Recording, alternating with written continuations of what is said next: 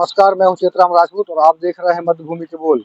आज आप बात करेंगे डिंडोरी के दिग्गज नेता और डिंडोरी जनपद पंचायत के पूर्व जनपद अध्यक्ष, अनुसूचित जनजाति मोर्चा के जिलाध्यक्ष महेश धूमकेरी से। क्योंकि अभी आने वाले समय में विधानसभा चुनाव होना है, ऐसे में बहुत सारे दावेदार टिकट के लिए दावेदारी कर रहे हैं।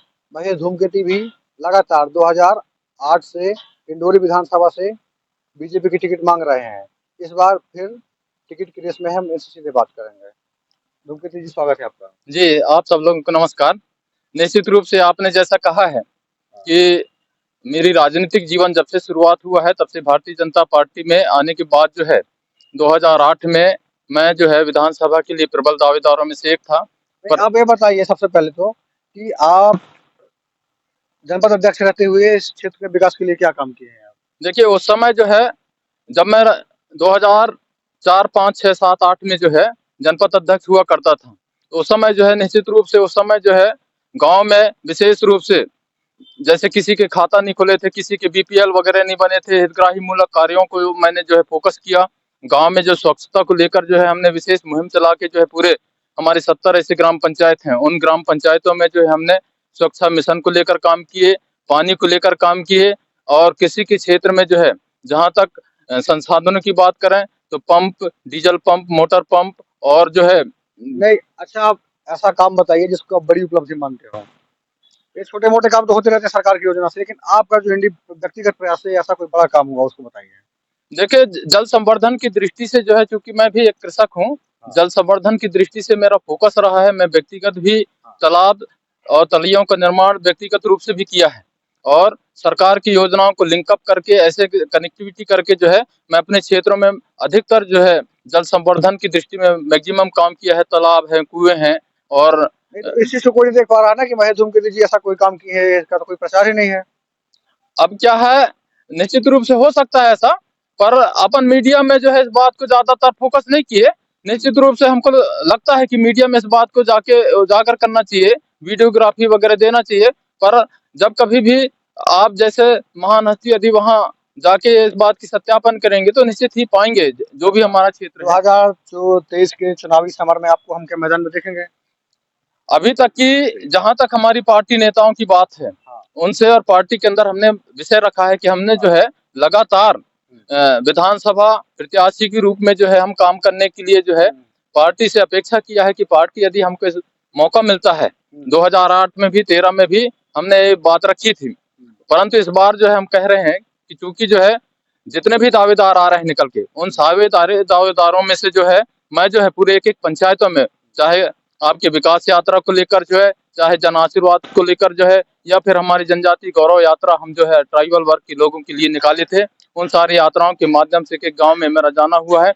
वहां के परिस्थितियों से मैं वाकिफ हूँ, इसलिए मैं आश्वस्त हूँ कि इस बार जो है पार्टी निश्चित रूप से हमारे ऊपर विचार करेगी। अच्छा, ये तो हो गया आपके पार्टी का काम, लेकिन आप किन मुद्दों को लेकर वोटर के पास जाएंगे जिससे और मतदाता आपको क्यों वोट देगी?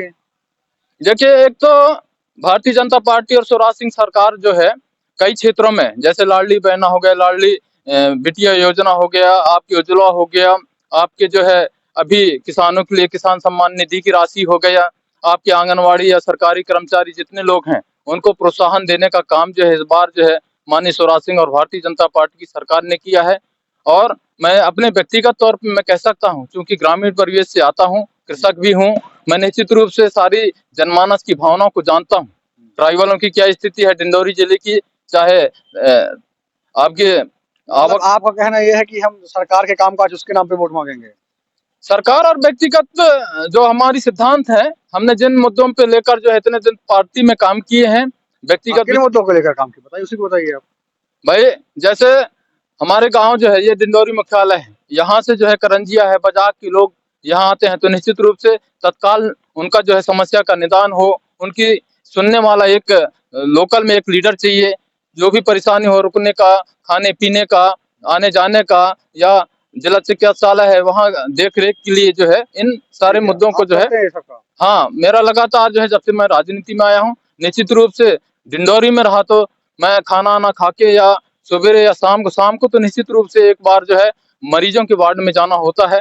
यह है कि मैं फ्लेक्सिंग नहीं कर रहा हूँ मैं। तो आप ये बताइए ये तो आपके सरकार की योजना हो गई, पार्टी की बात हो गई। जी। लेकिन आपका और क्या ऐसा मुद्दा है, स्थानीय मुद्दा, जिसके नाम पर आप एक वोटर को बोलेंगे कि आप बताइए, मतलब समर्थन दीजिए और हम आपका ये काम करेंगे चुनाव के बाद?